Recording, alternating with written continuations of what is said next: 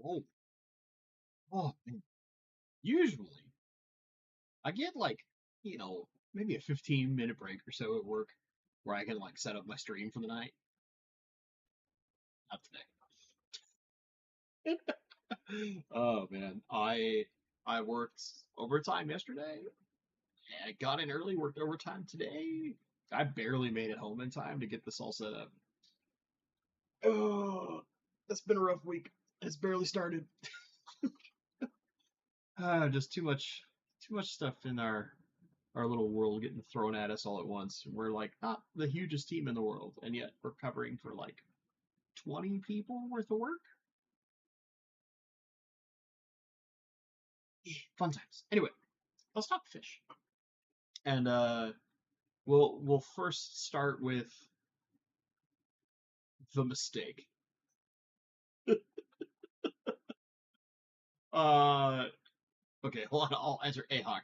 What do you do, IRL? I am a software quality assurance engineer, aka I break software for a living. So I do a lot of like software tests, device test. I currently work and have previously worked in like wearable devices when it comes to technology. I work as a contractor for Meta, so you can extrapolate what product that is without me telling you. But I work on a product that's not released yet, and that's the most I can really say. But they have a version that is released, so yeah. But needless to say, when you've got stuff that you're working toward a release, uh, it's it gets really really crazy, especially as a tester. So yeah, yeah, get very very busy. Anyway, so last week's video, I talked about how we had a long time ago done a series where I was trying to help folks called In-Depth Solutions. And the premise of that series, and this I didn't like recap this in the video, but I'll recap this now because it matters, was that I would go back and forth with people via email until we got to a reasonable amount of success, aka solution, right? Figuring out the problem and correcting it, whatever it was for that person's aquarium. And then once we got to a point of where we saw significant improvement and we were on the right path for long-term success, that would be when I would make a video and I would cover the entire process of what was done and why, the back and forth between me and the person I was helping, and kind of give the context, all those kind of things. I wanted to change that up, and the way that we changed that up, you guys remember, close to a month ago now. Actually, it feels weird that time's flying so fast. We did a live stream where the topic for the night was me basically live going through my process of how I was going to fix a problem for Lara, who is regularly in chat, and may or may not be in chat right now. I haven't seen her name, but may or may not be like lurking and listening. And we're still kind of working on that problem of hers. But we just kind of went through my process of how I would start to address it, where I feel the most obvious inclinations of the problem are, which is to say, they're not always directly what it seems like. And in her case, there was some like pinholes in leaves, and that makes you think, okay, maybe it's a potassium issue, but there was a few other things going on.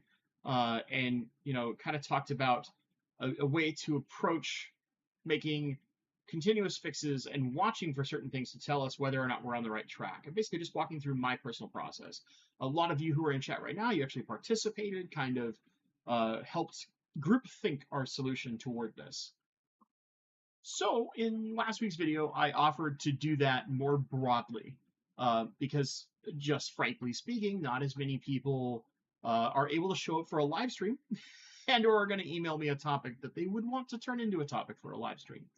But I offered to do a similar process as a dedicated video, basically. And I got way more responses than I thought I was going to get. Now, granted, it's not like it's hundreds or something, but when I did that for In-Depth Solutions, I think I got like 2 responses early on. And then it really slowed down. Where I think last I checked, I have like 10 but a couple of them are all. I scanned them all kind of briefly. I was super busy over the weekend, but yeah. Anyway, I scanned them all kind of briefly. There's a couple that are the same, so the probably won't make every single one a video, but at least I think there's at least 6 that could all be made into videos like immediately, because they're all different problems. And so in that regard, there's a couple of things that we need to do. Chat. Number one, we need to name this new series. I think, if we're going to do an ongoing series, I think it's important that we have some kind of name. Of course, like because this isn't the same premise as In-Depth Solutions was, we're going more where we're going to take the problem as it's presented the first time. I'm going to walk through those clues, so to speak, and explain my process. And then, in theory, we won't really have a follow-up unless we had like multiple follow-ups in a row, and then maybe we kind of mash them all together to show like, hey, how this person found success, or maybe how we didn't solve the problem, right? How I can be wrong, because guess what? I am often wrong. I am not perfect. None of us are. Bentley Busters. That sounds like I'm gonna go break cars of my namesake. That I don't know about that one. Kingfisher's Catch. Fishing for Answers. I kind of like that. I think somebody suggested something kind of close to that back when we were doing In-Depth Solutions. Like, what was that 2.5 or 3 years ago? It was a while ago. But Fishing for Answers, I like. That's a pretty good one. And what we'll do, I need to, so that I don't forget things. Let me pull up my note-taking program over here. And what I'm going to do is I will build a list of what we come up with, and then I'll put a poll out, and we'll go with that. So, new series names. Okay, so first one's first.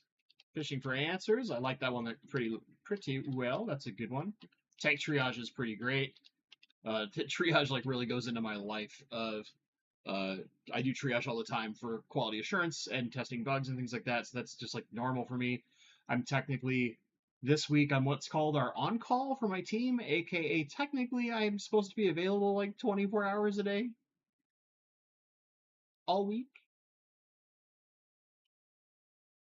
Let's be honest, we don't actually make that happen because we're on the test side and not the engineering side, so we don't have to fix things that are horrifically broken, but like when new bugs come in, we go through a triage process, and so that's what I end up being responsible for on top of all my other normal duties. And so I've been working overtime. Unpaid. Not to complain too much. The other one I thought about was something that, like, along the lines of, and I remember this back when, the only reason I had this in my mind is because I remember it way back when we did In-Depth Solutions, was somebody proposed like Aquarium 911, or Aquarium Emergency, whatever, something along those lines.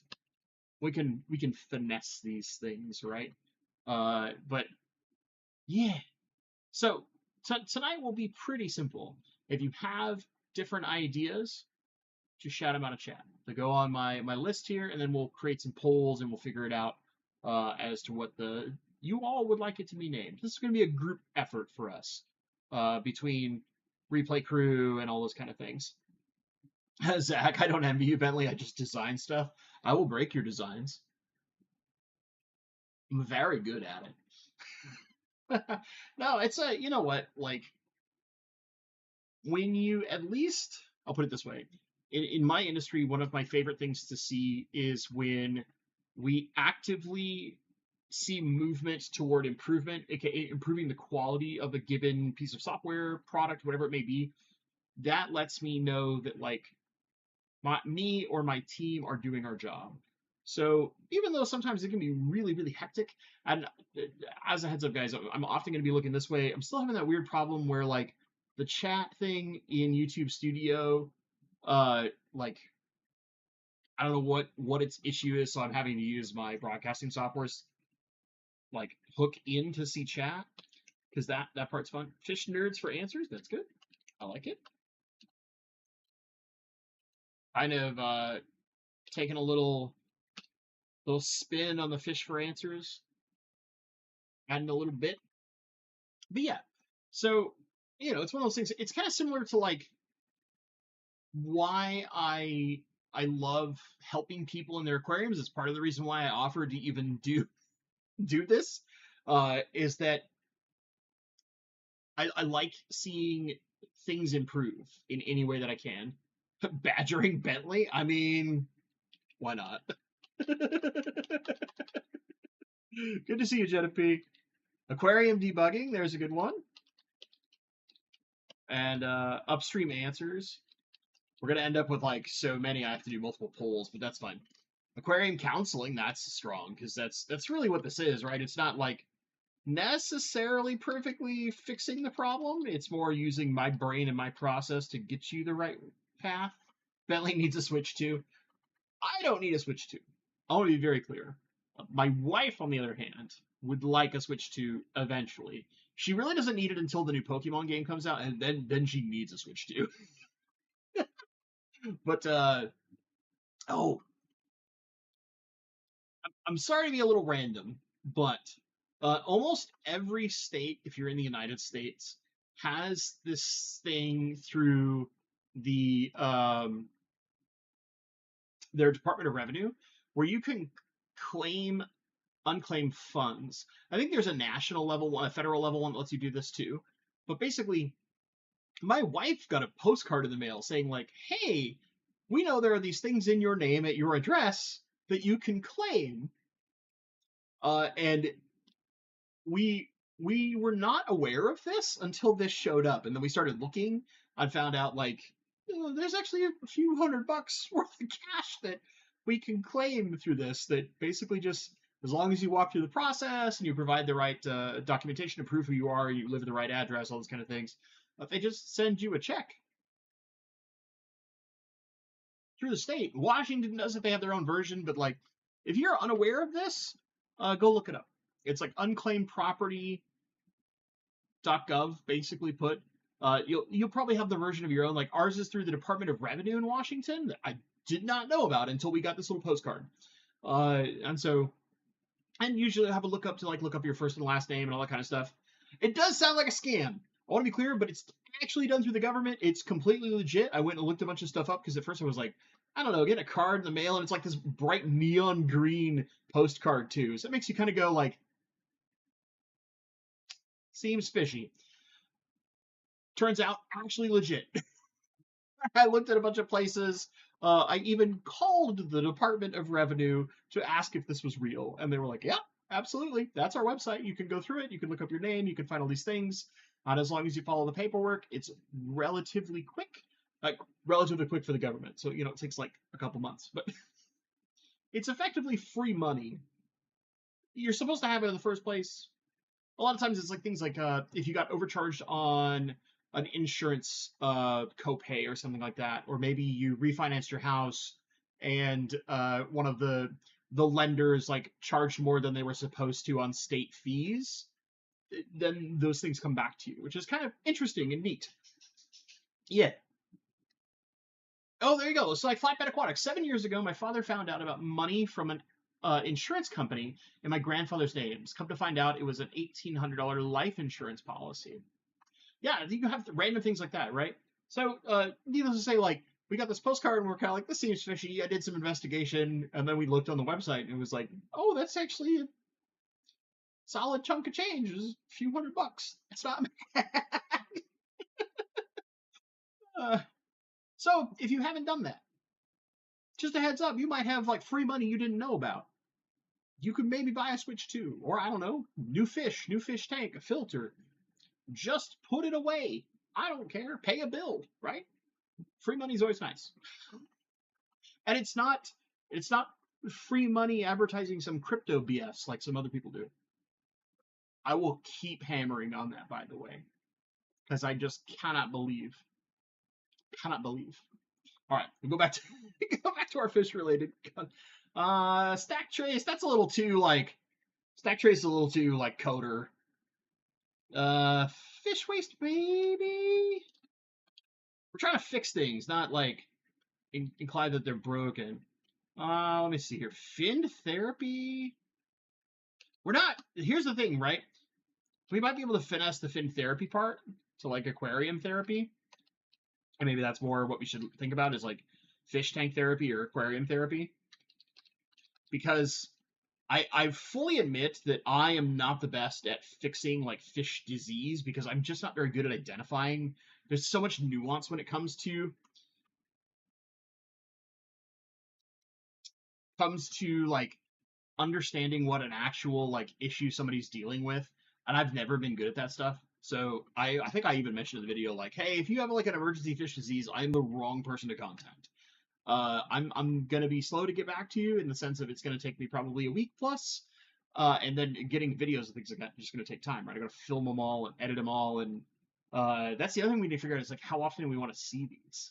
Because I could in theory have like 6 or 7 of these things lined up and not post them all right away, right? Just based on the number of like people who have sent in requests already, or we could just for like the next month solid have a ton of these things. Dr. Bentley, we'll see you now. I'm not a doctor, but I play one on YouTube.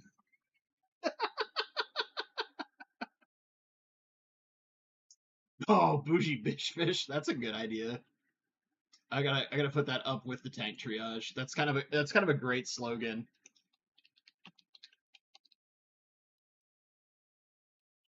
When your tanks are whack, we bring them back. That's strong. Strong Inspector Plant. Not bad. Da-da-da-da-da. Those of us who probably watched a lot of Inspector Gadget when we were young. Fishy Bureau of Investigation, FBI. I'd be a little worried, given some recent things, but not bad. Fishy Bureau of Investigation. And also, just if you have questions, feel free to put them in chat at Bentley Pasco. Makes it super easy for me to see them. We're gonna be on a kind of relaxed, all over the place night. What else is new in our streams, right? Uh, they're always slightly focused and yet completely off task. Go gadget root tabs. Oh no. I gotta add that as just a note because it's funny. Buy see me pants. Ah. Just gonna do this one right now. Yeah, you saw that. That's my high quality like Taco Bell cup that I use for water in the morning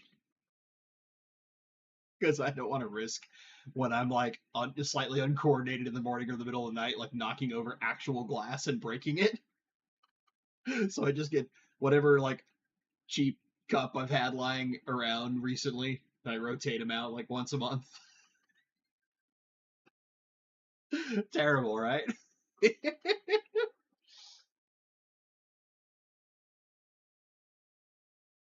You mean from the toilet? Free cup. Well, I mean, yeah. There is a. I know this is random, but my wife showed me this thing where somebody had taken in a cup with a lid from. I guess they're like the newer McDonald's cups that have the little like. They're supposed to be like the strawless lid or whatever the heck. And they had taken it to a Value Village, and Value Village had this for sale. Seems a little ridiculous, right?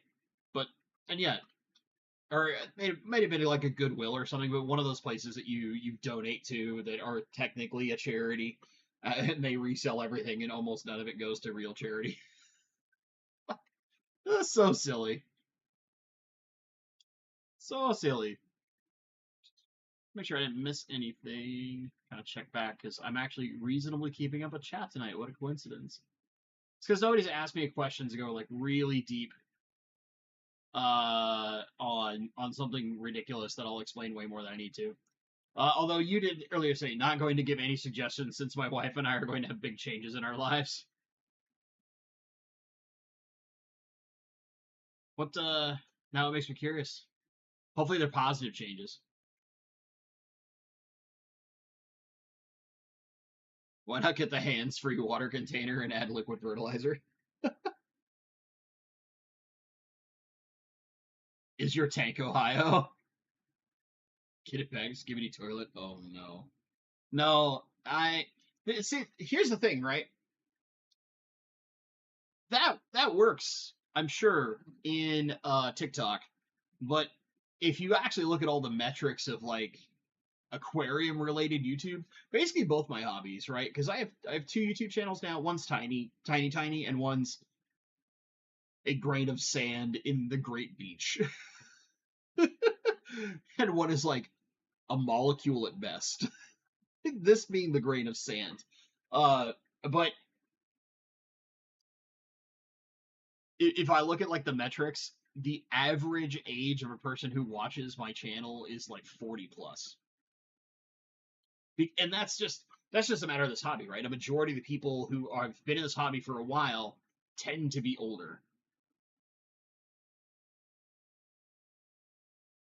But yeah, Stephen P. Analytics say I have 0 viewers under 30.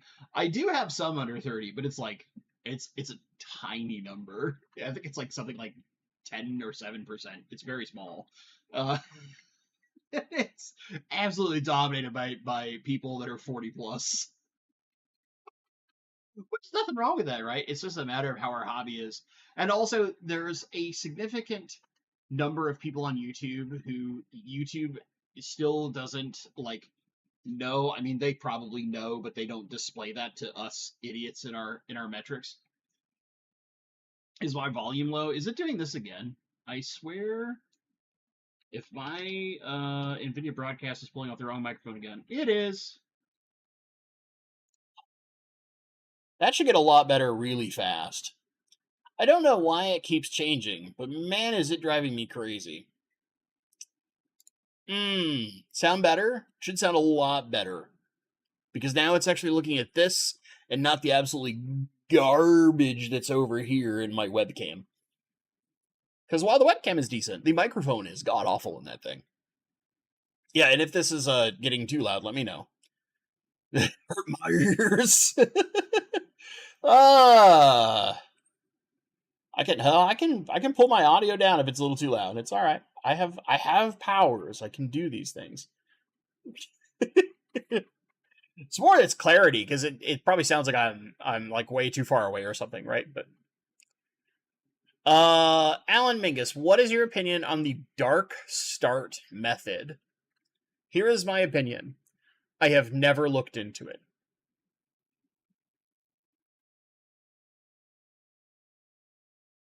That's my opinion. Which is to say that I don't have any context or reasonable hands-on knowledge. So giving an opinion seems like I would just be purely on conjecture and not experience, and that doesn't feel fair. The dark start method? Oh, shall we like internet sleuth? Usually it's a method of starting an aquarium where you don't turn the lights on. That's the short version. So you would start so when you would normally start a Planet Aquarium, right? You start it with no light whatsoever. Some people will even go to the extreme of no ambient light. So they'll like wrap the tank like you're trying to kill algae off, right? And have no light whatsoever.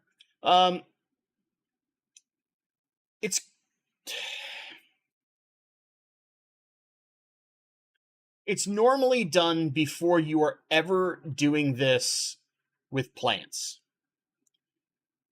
Typically, the dark start is actually used, and this is just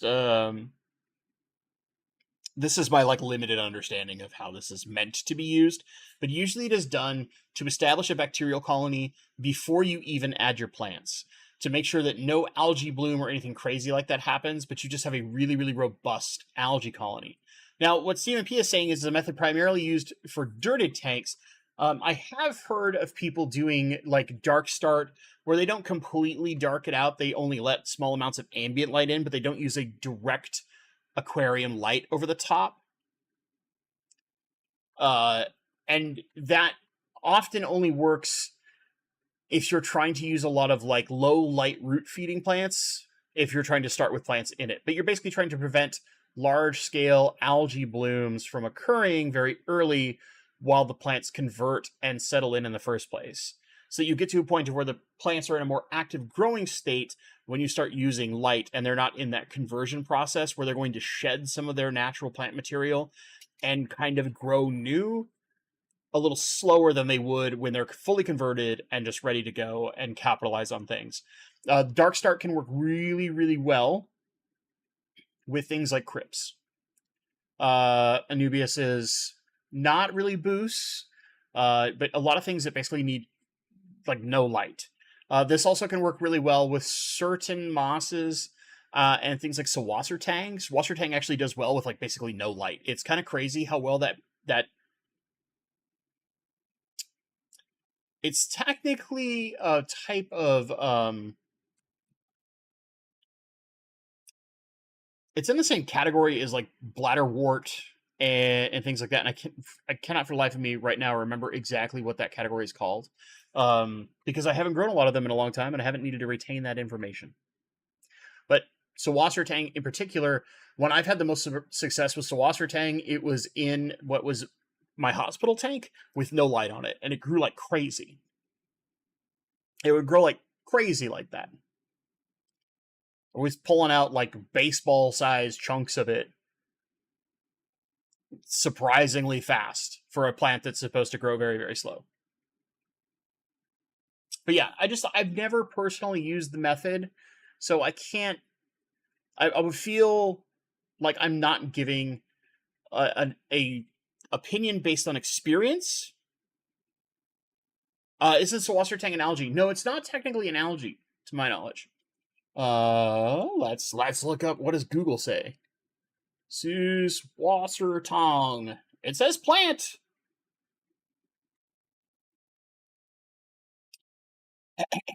Overview.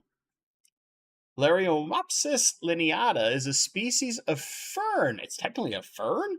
Wow, that's interesting.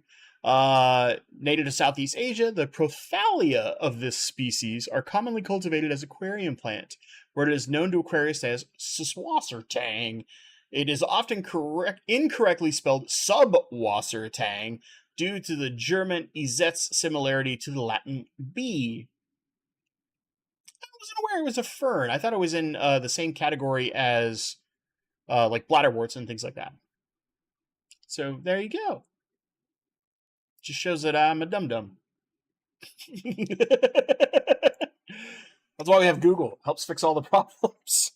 Eventually, ChatGPT will tell you everything, except for how often it is really, really wrong or just makes stuff up, which is kind of hilarious. But yeah. So there you go. My opinion is I don't have an opinion because I just haven't done it. I don't have a direct experience, so I feel it would be inaccurate to provide an opinion other than like, this is my understanding of what it is, and I have not done it.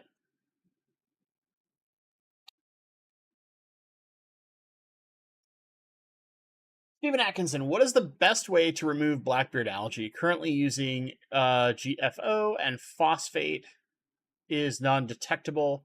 Always use inline UV light on a Fluval 307 and an AC 110 36 Beaufront. Also dosing Nopox and Fritz Algae Fix. So is it dying? Or is it still alive and you're trying to physically remove it?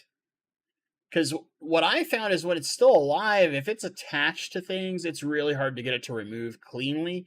But as it dies, when it gets to that like reddish and eventually like gray tone, as opposed to that charcoal gray kind of black coloration, it becomes a little easier to physically remove.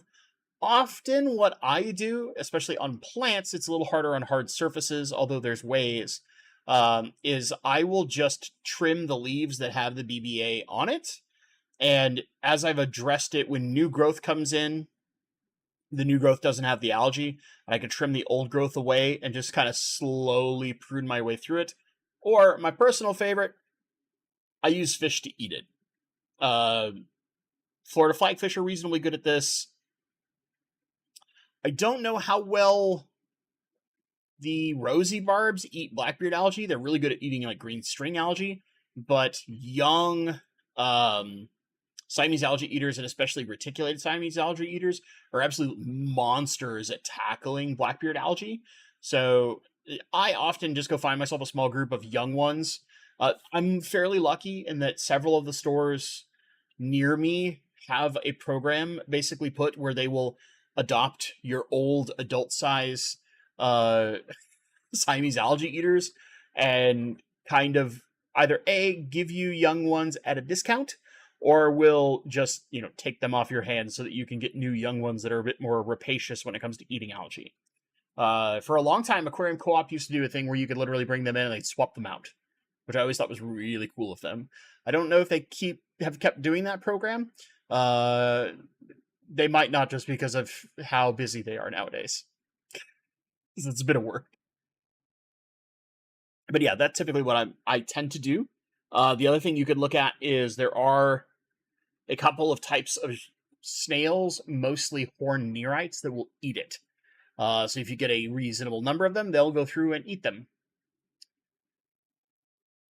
How do planarians and flatworms on the glass manage to kill fish?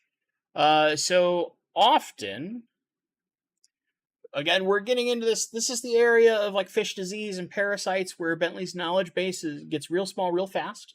But often in those cases, many of those parasitic worms, when they get ingested, they're not dead. And then they cultivate more and more inside the gut of the fish to a point where the fish ends up starving because the parasite within them is actually consuming all the food before their system can digest it. And then you'll often see a lot of fish. This is most common with Camellanus worms, the ones that you can literally see coming out of their rectums. You'll see the fish just slowly wither away, even though they seem like they're constantly eating, or they're eating plenty of food, what would be normal, and yet they keep getting thinner and thinner and thinner. That's because whatever parasite is within them, in this case, sometimes it is these worms, is eating everything before they can digest it and thus absorb the nutrients. And then their bodies just wither away and die. And when they die, then those parasites move on and try to infect another host. This is why usually when we're dealing with things like planaria, or some of the flatworms especially, and a lot of the other worms, that's where we start looking at typically a paralytic. Most of the parasitic medication that we use that treats worms, the big example that most of us are kind of familiar with through one way or another is levamisole. What they actually do is they don't kill the worms, they paralyze them. And they paralyze them long enough to where usually we, as the maintenancer of the aquarium, can go through and vacuum them out of the substrate. And often they're so small that you don't see them, or in slightly larger doses of this medication, that medication will effectively paralyze them to a point of where they can't do the things they need to survive, and they die while paralyzed. That's a little less likely to occur, but it can happen in the case of like levamisole and Camellanus worms. It also does it with a few other, as I recall, but I can't remember exactly which ones. It has been a long time since I've had to treat them and pay attention to that. Thankfully, I haven't had worm issues, because rainbows are really good at eating and killing those things, and really aren't the most susceptible to parasites. Or I've just been a good fish keeper and not had parasitic problems in my tanks. One of the two. I'm going to go with it's the rainbow fish and not so much me being a good fish keeper, because I'm maybe a moderate fish keeper at best. I know where to admit where I'm not great, all right? My wife and I are moving from Singapore to SoCal to be close to her brother. I'm a retired underwater welder. Okay, I'm going to stop there for a half second. So, my mom's cousin, and it's so funny because my dad and my mom's cousin, Michelle is his name, they were best friends for a long time. Very, very good friends at a minimum, we'll put it that way. But they hung out a lot, and that's actually how my dad met my mom, was through her cousin. But he did the same thing. He would do underwater various repairs, including underwater welding.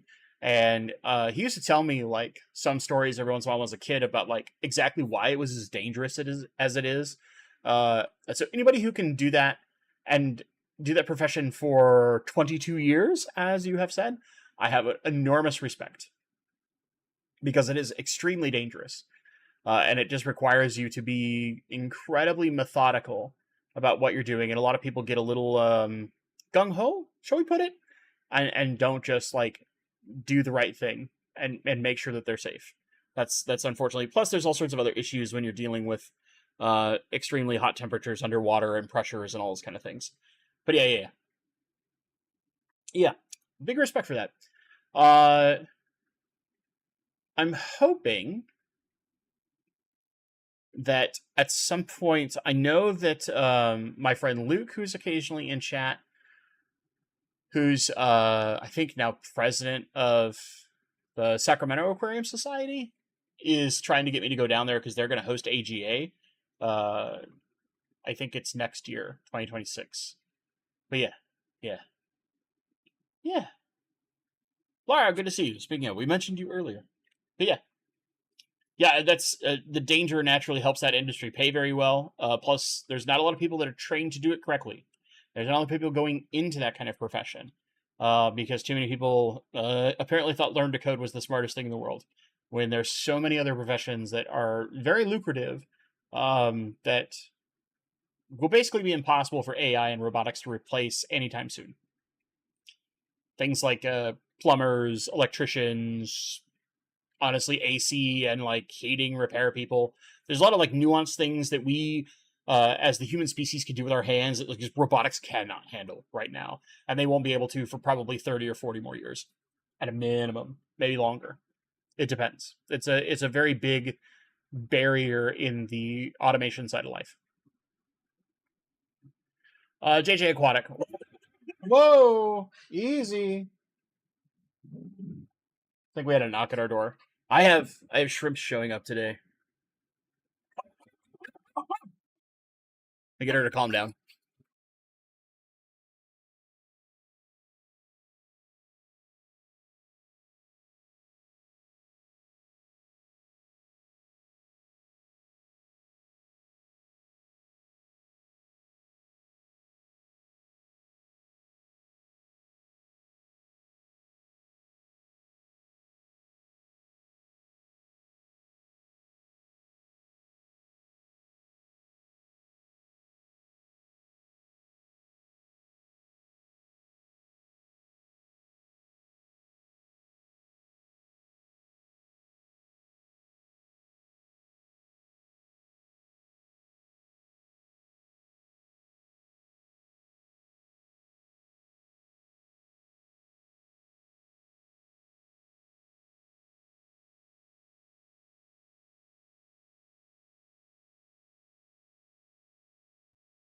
You done barking? Are you done barking? That's enough. Get your buns out of the window. Say hello. Come on. Come on. You're all right. See? You're all right. Good girl. Good girl. Good quiet. Rooting for you is a good one. Let me throw that on my list. We're gonna have some polls.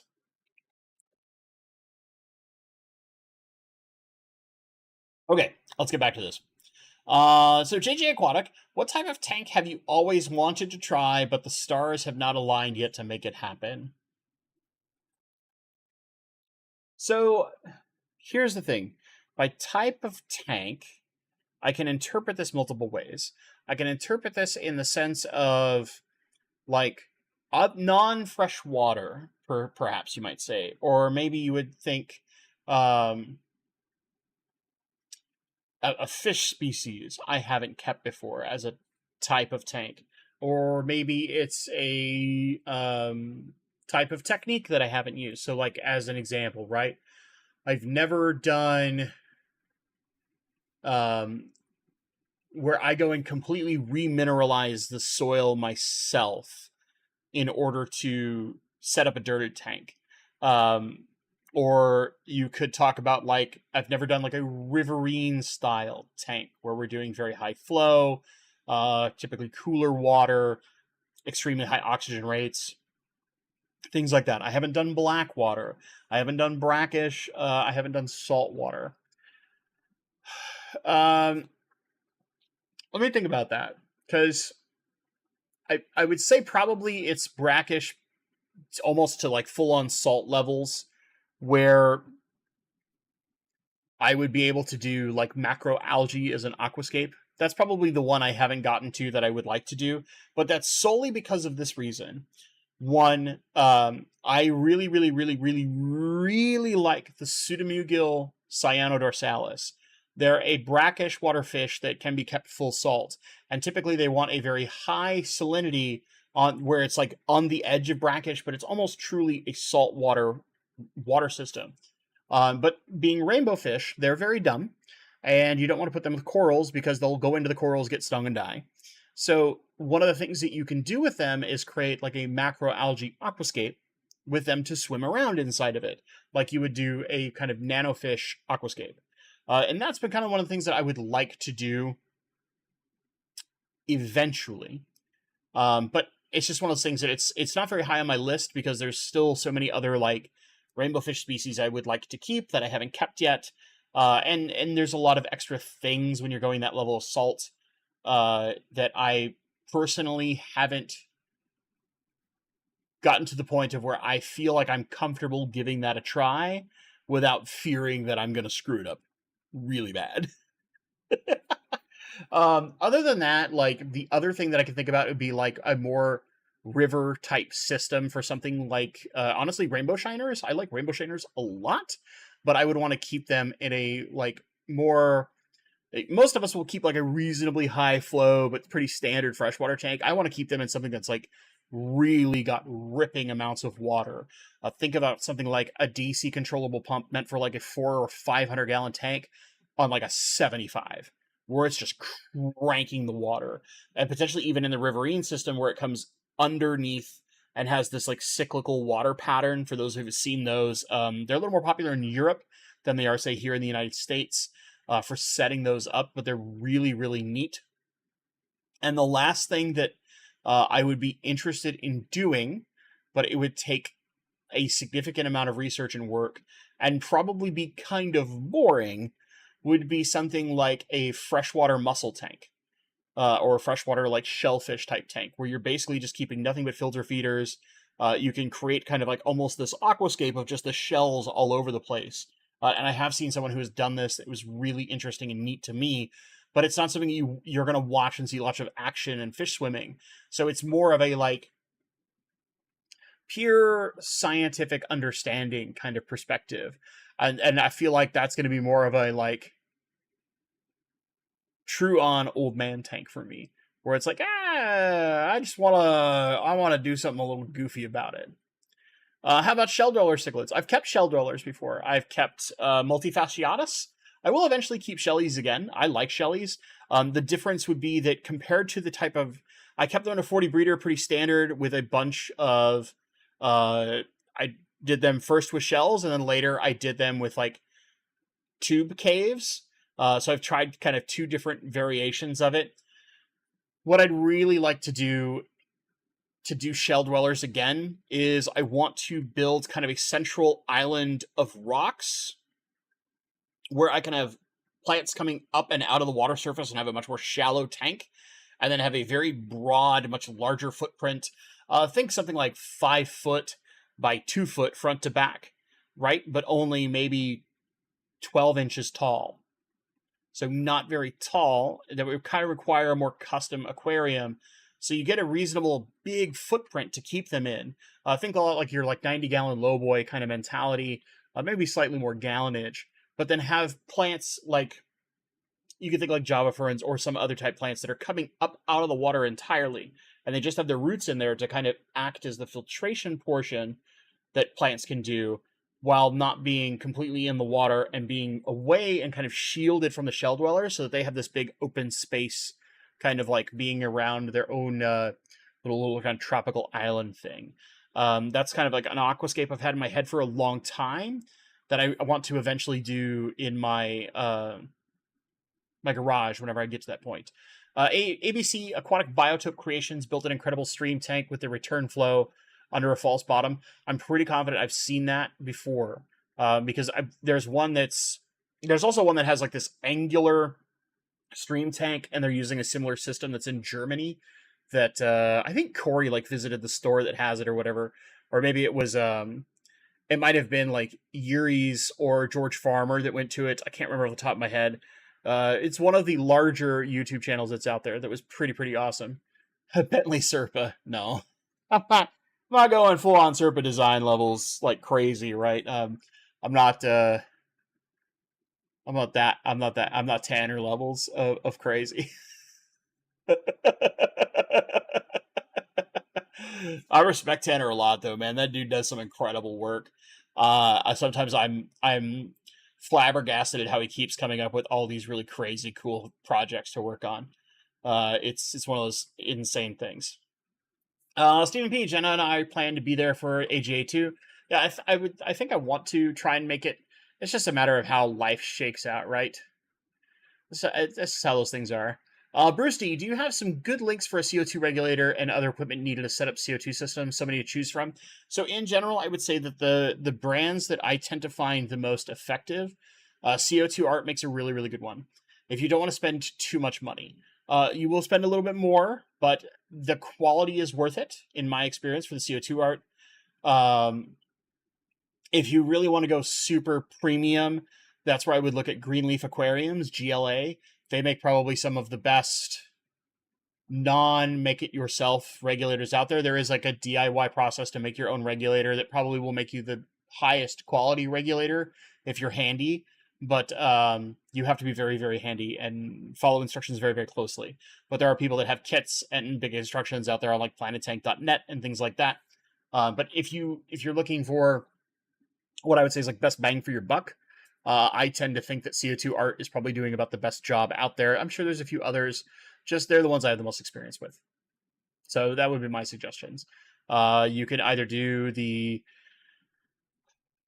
I'm trying to remember what they call it. It's like the expandable one where you can keep adding the things on it. It's the same thing that Aquarium Co-ops was for a little while, where it has little expandable things you can add, or you can just do the straight up one. That's just one or two of them built in. It depends on what you need. If you only really need one, you can save a few bucks and not worry about the expandable version. But if you plan to ever add more, the expandable version is actually really nice because you can then expand on it and have it feed multiple tanks very cleanly and simply and easily.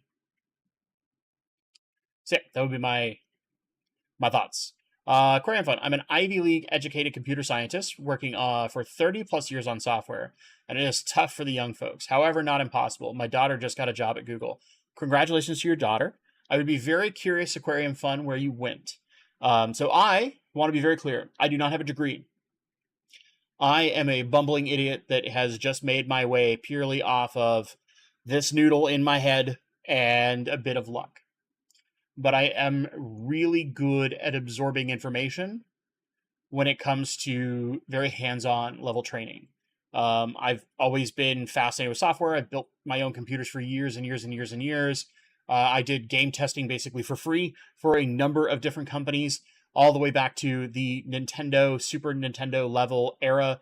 I can tell you stories about going to a special program that almost no one knows about anymore at Nintendo's campus here in the Redmond area of Washington at their U.S. headquarters, where they would bring a bunch of kids in and let them play video games and feed them and give them snacks. And then at the end of it, after they gathered all their feedback, was genius if you think about it. I'm sure now someone would try to sue them, which is kind of crappy, but it was so fun as a kid. They would gain all this feedback directly from their customers. They'd be like, okay, little Timmy, here's your free video game as a thank you. And the kids would be ecstatic, right? I get to go play video games at Nintendo. I get snacks. I get a sandwich. I think they give us like a sandwich every night for dinner or whatever, because it was always in the evenings. Let parents go do something for a few hours. Parents come pick you up. It's done a couple days in a row, and then at the end of it, you got a free video game.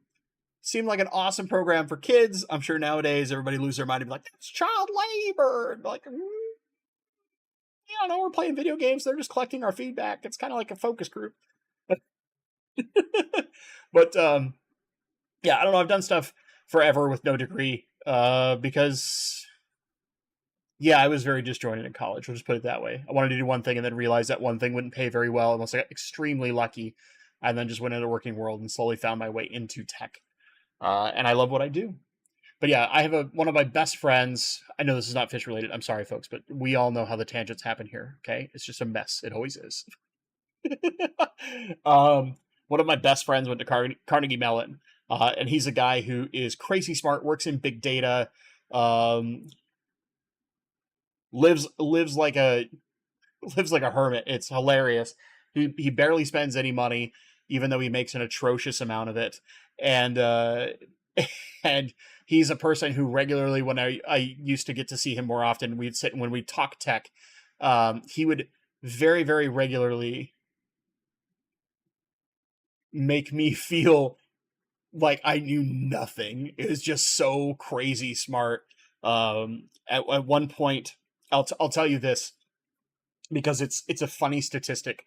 He was working for a voice over IP company, and he rebuilt their entire back end call handling system for this relatively small VoIP company to where it could handle the entire traffic of all phone calls in the world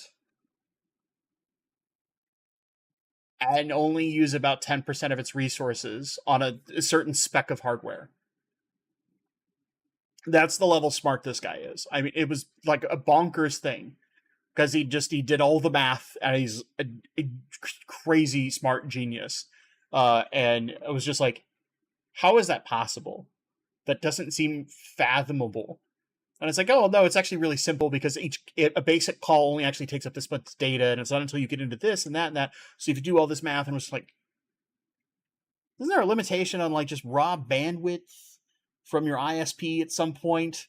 You know, just my brain trying to understand how it's even possible, and he's just like, no, it's just doable. Here's the math. It just makes me go like, I can't even keep up with that. I like to think of myself as a reasonably smart person. I don't think I'm super crazy smart or anything like that, but like, I'm not a dummy until I get on the internet. Then I totally am a dummy.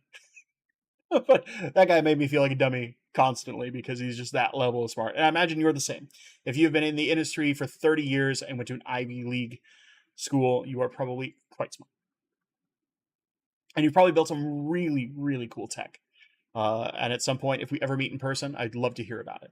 Would love to hear about some of the projects that you have worked on that you can talk about. I totally understand NDAs. Okay, yeah, woo. We'll get off of that stuff.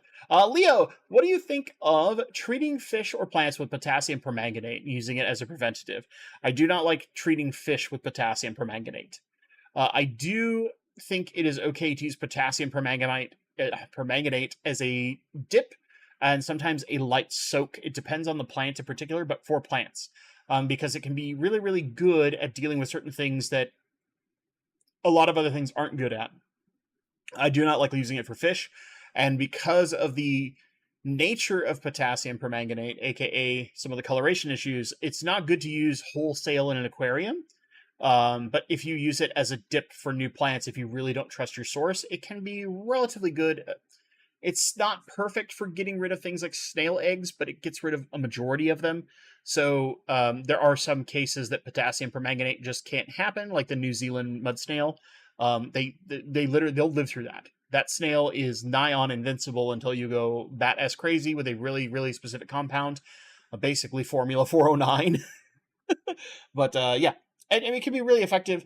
It also has high risk. Any reasonably sensitive plant, think some of your finer leaf rotalas like Rotala any and things like that, it'll just murder them.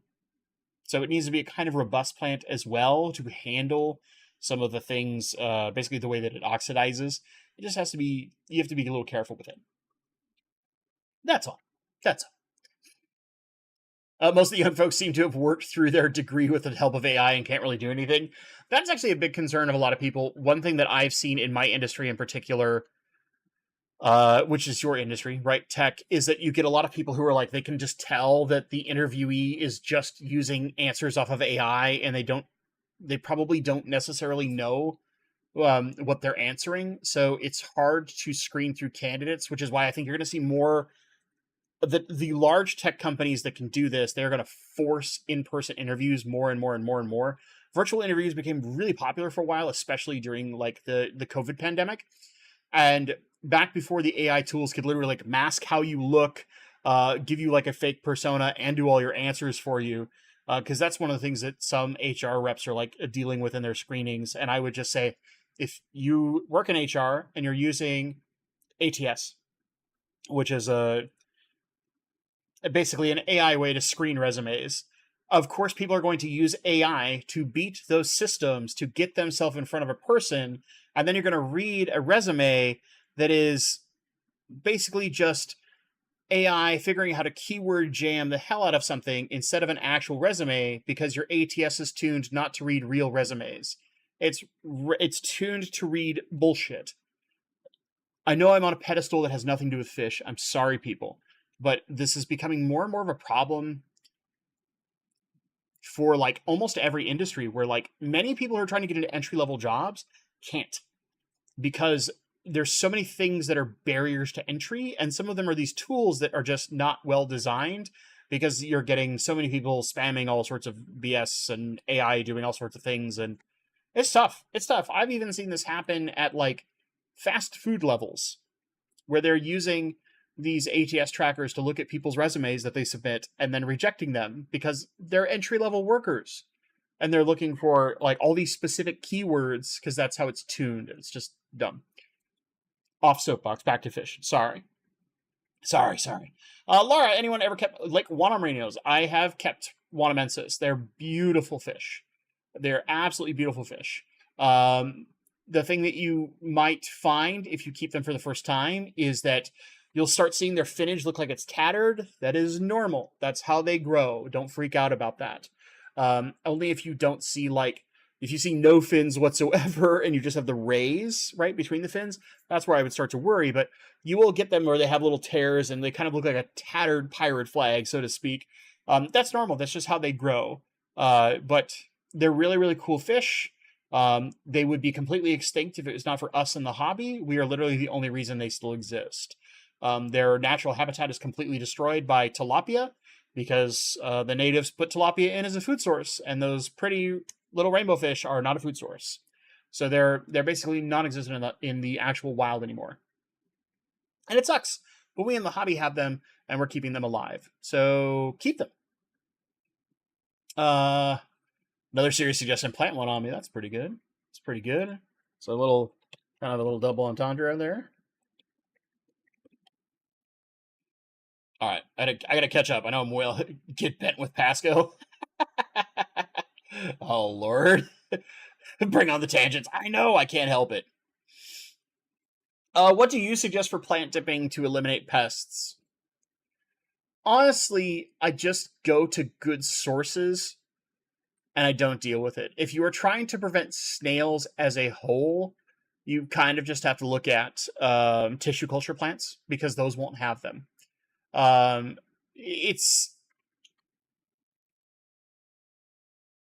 personally don't care about snails. I don't see them as much of a problem. So if I need to get rid of snails, there are ways to get rid of snails that don't require me to do any fancy dip that can risk the plant and things like that, or potentially bring a contaminant into the aquarium itself. So I tend to worry a lot less about that. I don't know. That's a personal opinion, JJ. I know some people won't like that, but the best, if you really want to get into it, the best dip out there is basically a type of concentrated chlorine that is used in like hot tubs and pools. And there is a specific ratio you can dip it. And this is stuff that my friend Jason at Redfish Bluefish knows. He used to do this for a while. And it's like literally like you dip them in for like 10 seconds, because otherwise you will absolutely obliterate the plant. But it is such an aggressive oxidizer that it usually works that fast to get rid of almost every pest, but it does have a massive risk of killing plants, even in that short period of amount of time. So it's one of those things where it's almost not worth it. Potassium permanganate is probably the most effective and well-used one broadly. So I would probably go that route if you're really, really worried about pests. But me personally, I just source from places where I'm not as worried. And I've used a lot of like tissue culture and things like that to where I'm not stressed. And if I get snails, I don't care. Snails don't bother me at all. So yeah, that's my thoughts. My thoughts. Not necessarily the best answer, but that's my thoughts. Let me make sure. Have you thought of a shallow river tank? Kind of, but my problem is mostly that most of the things to create the right amount of flow will either cause lots of spillage of water or not be as interesting to me. I don't know. It's one of those things where like the shallow tanks in general are not too big on in my head. There's just not a lot of like shallow type stuff that I'm really big on. CJ, I've had good experiences with the F-Zone brand, talking about CO2 regulators from Amazon. I have several, no issues. I've seen a lot of people that are very, very high on F-Zone. I just personally don't have a lot of experience with them. And I have heard a couple horror stories, but I think those were some of the older models they don't sell anymore. So I've had other F-Zone products, and I thought all of them were actually really nicely designed. So I could see that happening. Zach, I have Anubias melting, but everything else is thriving. Does Anubias just not like my water? There's a potential. I mean, I've had Anubias be very, very healthy for a long period of time in a tank, and then out of nowhere seemingly start melting on me. But it eventually kind of like self-recovered. So I guess it depends on the kind of melt you're dealing with. Is it purely the leaves? Is it happening at the rhizome? Are you noticing a lot of like black on top of the leaves? Because that is a type of surface algae that causes a lot of problems. It usually comes from not enough flow moving some of your particulates of waste and other things off, your detritus, and then that gathers up and it starts feeding a type of algae, especially in lower flow aquariums. Here's the thing, like Anubias is a surprisingly complicated little monster for how easy we consider it as a plant, right? Because it has minimal requirements, but when it goes wrong, it can be really hard to figure out why, which is kind of trouble, right? I can vouch for SR Aquaristic as a good one between CO2 Art and GLA, talking about more CO2 regulators. I haven't personally used them, but I've seen a lot of like rave reviews for them. So that's another one. I just think about the ones I've used, which is not many because it's not like I need 800 regulators around my house. Oh, man. Bougie Bish Fish. I tried multis with potted plants, still no go. They dug into the pots. Yeah, so that's where I'm gonna have like a wall, basically an island wall of rock that makes us like cannot get in there, and then those sit in a kind of like central pop out of the top. If that makes sense. That was the thought in my head. Is basically making a physical barrier and not pots to where they just can't even get there, and it's reasonably thick. But yeah. Amazon Pancakes, any good place you know to get manzanita stumps? Everywhere seems to be only sell branches. Ooh. Yeah, because the place that I would normally get manzanita from, they get some larger branches, but not stumps.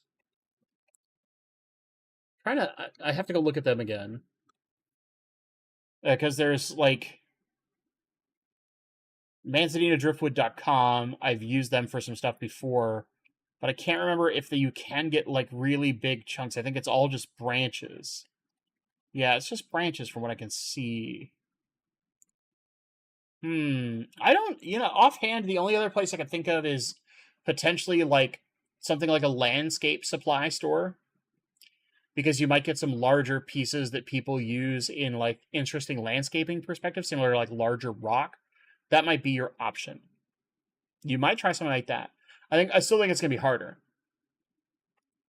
I still think that's going to be a tough one. Aquarium Fun.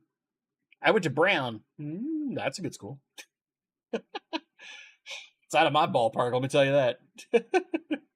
I've met some amazing folks without degrees. Yeah, you get random degenerates like me that like we don't have degrees and we can actually occasionally be good at what we do. No, I knew a dude that I went to high school with. He never went to college.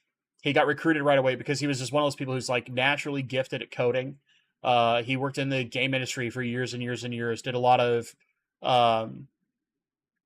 honestly, like the math behind some of your combat engines.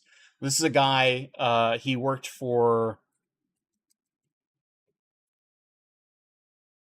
on Guild Wars and Guild Wars 2. I'm forgetting the company. They're owned by NetEase, I think, but he works for ArenaNet. That's who it is. But he originally started working with them, had no degree whatsoever, was doing their skill balancing, and then on Guild Wars 2, basically like built their entire like damage calculation formula. And he's just one of those guys where like he would play a game and he could figure out the damage formula just by how things happened in the game. Ridiculously smart dude. Really into code and math and never went to college, and yet phenomenally successful in the game industry. So yeah, there's occasional people out there that are just like super geniuses. I'm just like doing enough. Not quite that gifted. We'll put it out there. Someone else mentioning Aqua Rocks, Colorado, nearly at the same time. They're a good company. They've been doing a lot of cool stuff. All right. Let me try. I'm trying to catch up real fast because I tangented too much. I'm sorry. What do you suggest? Oh, we did that one. Will it kill dragonfly death divers? I mean, lots of things can. Oh man, I've got a great story about a phone interview from many years ago when I was working for F5. Oh, F5 is an interesting company. They did some really, really cool stuff. Leo, is Pokemon Arceus worth buying today or wait for the new one? I would probably wait for the new one in your case, Leo. My wife really likes Arceus, but I don't feel like the new one's that far off, is it? If it's not terribly far off, if you're talking like less than a year, I would just wait. Unless you've got a lot of extra time and you want to grind through a lot of games, then yeah, why not pick up the one? Arceus is pretty good, I've heard. I'm thinking about using a smaller canister filter on my 20 long pea puffer tank. I want to use inline CO2. Am I going to make a mistake? Depends on the canister. My concern is that you could create too much flow for the pea puffers. But because one of the things is a lot of your small canisters, they don't have a way to dial the pump down. And sometimes that, even as a small canister, the pump is creating too much flow, like even with a spray bar and all that kind of stuff, to where something like a pea puffer might have some struggles. Because, they may come from a more riverine system, but it doesn't mean that they want to be constantly in the flow. They kind of need some places to rest and things like that. And then you got to deal with territorial disputes between them because they're going to fight a little bit, not a lot, but they have little territory games that they're going to play. So that would be my concerns. Do I think it's necessarily a setup for failure? Not necessarily. I think if you get the right smaller size canister, what's like the Eheim Classic 150 that actually doesn't put out a ridiculous amount of flow, but it is a pretty good canister that comes with a spray bar. I think that's the correct size. It's why I had a 9-gallon small tank that I was trying to do more shallow kind of river-ish and with shrimp, and my shrimp kept getting out of the tank. It was driving me crazy.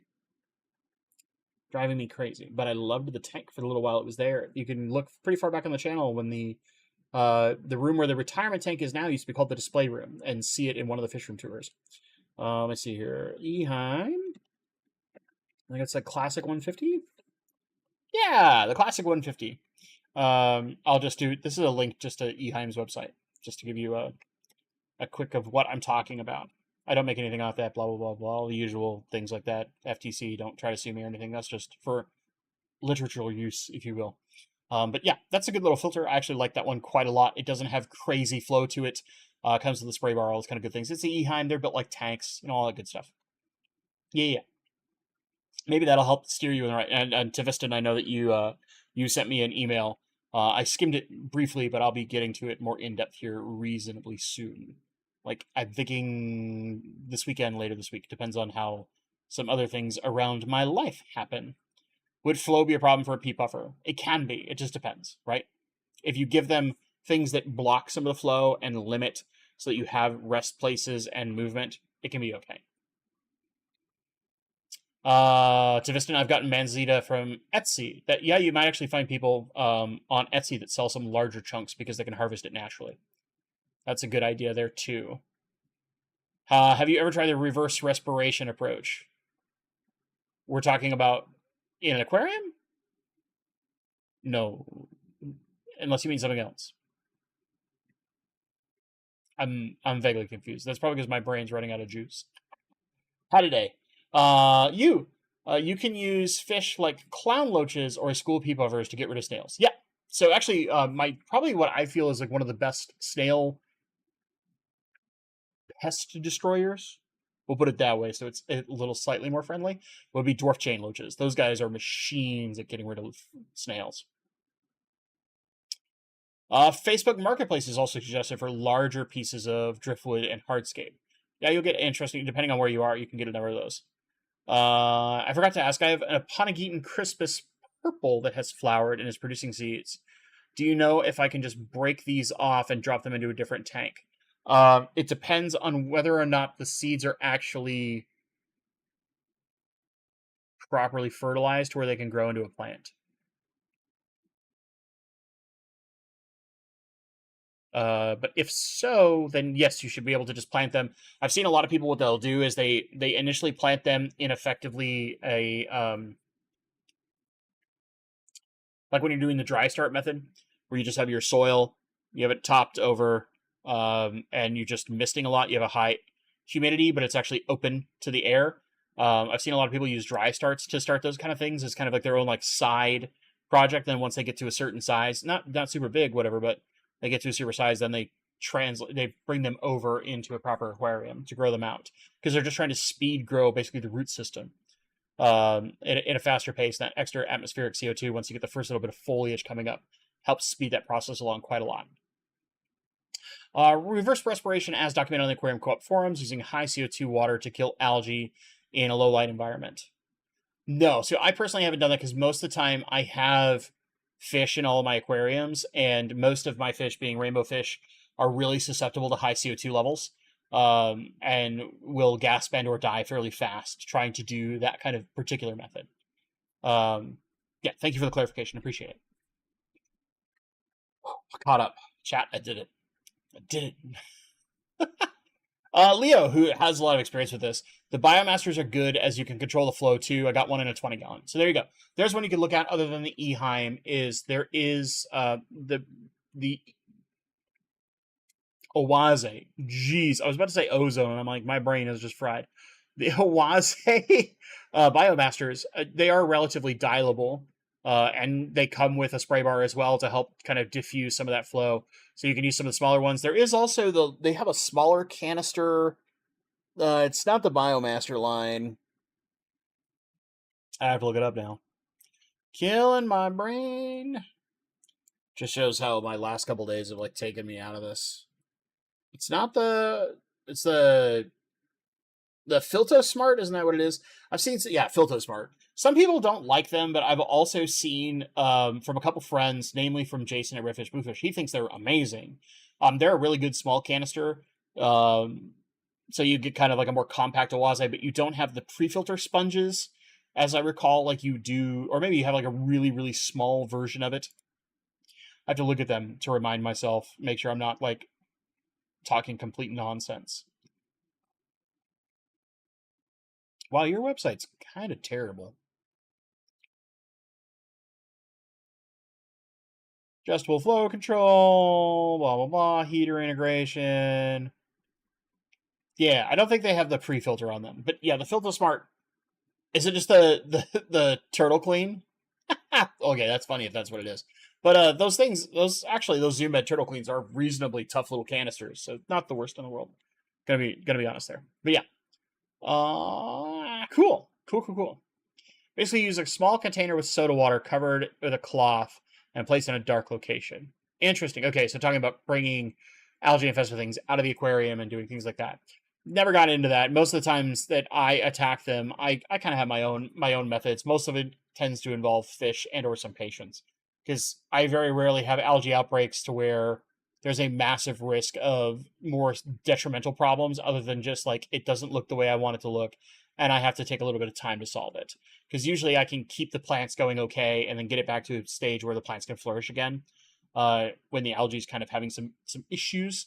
But yeah, I don't know. That's my personal experience. I'm a bit weird. Anyway, gang, I want to thank you all for being here. We stayed a little extra because, as usual, I tangented too much. But I hope you all have a fantastic week. Be looking for the polls. I'm going to put polls out with some of these name ideas. I really appreciate everybody pitching in, giving some ideas. And we'll basically refine a name for this new series over the next couple days. And then we'll get some episodes of it coming. I'll also put out a poll that's just asking generically, like, how often you want to see those videos.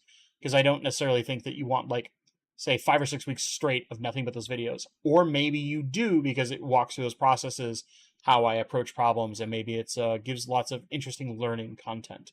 As always, my friends, I want to thank you so much for watching. I hope you have a fantastic rest of your week, and stay awesome.